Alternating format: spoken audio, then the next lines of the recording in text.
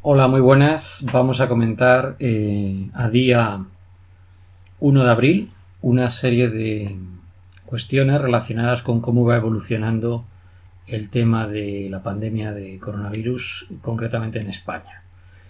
Como recordáis por un vídeo anterior, analizamos antes del efecto de 8M lo que era el efecto de la cuarentena, que estaba siendo muy positivo y que de alguna forma nos había animado bastante.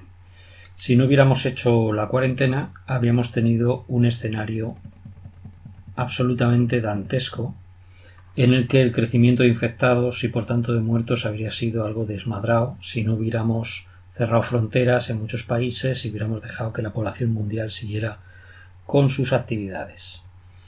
Gracias a que se utilizó la cuarentena, pudimos estar bastante animados.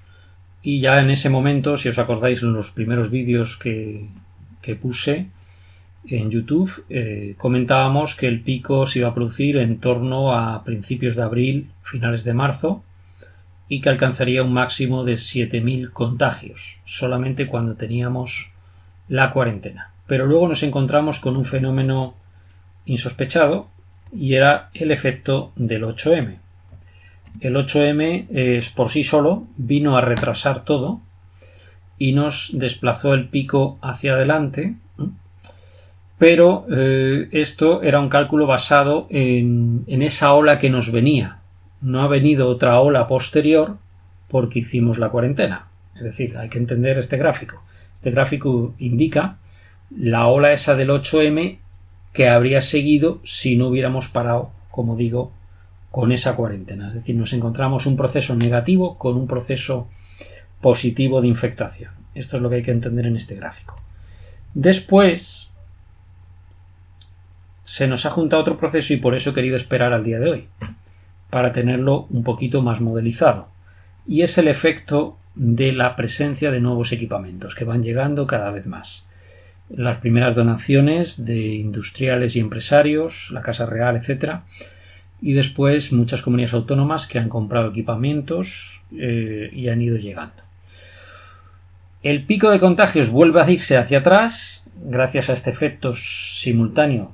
Ahora estamos en la situación en la que tenemos un efecto positivo de la cuarentena, un efecto negativo del 8M y un nuevo efecto positivo de los equipamientos. No llegamos a la situación de inicio de la cuarentena en el que el pico hubiera llegado a 3.000, ahora llega a 10.000 por ese efecto negativo, insisto, del 8M, que en principio no habíamos tenido en cuenta. Y bueno, pues la buena noticia es que este efecto de los nuevos equipamientos va a hacer que la velocidad de caída de contagios a partir de la primera semana, segunda semana de abril, vaya siendo cada vez más alta. ¿Y qué pasa con las defunciones? Bueno, pues las defunciones van a ir también cayendo, como se ve en este otro pico.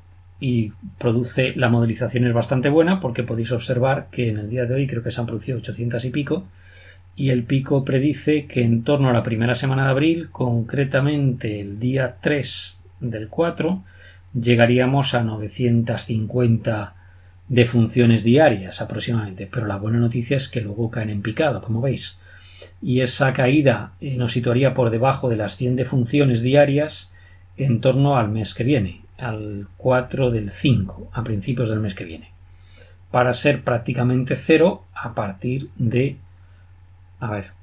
junio. A partir de junio estaríamos prácticamente sin infectaciones. Esto lo podemos corroborar tanto en el caso de contagios como en el caso de funciones, viendo estas tasas interdiarias que, como veis ahí, cada vez van siendo más una caída más sostenida. Y también con el incremento diario de funciones que, como vemos, cada vez se va acercando más a 1, es decir, a que no haya incremento. Por tanto, a partir de ese máximo que alcanzaríamos en abril, tendríamos una caída bastante fuerte. Por tanto, esto a la misma velocidad que sube va a empezar a bajar.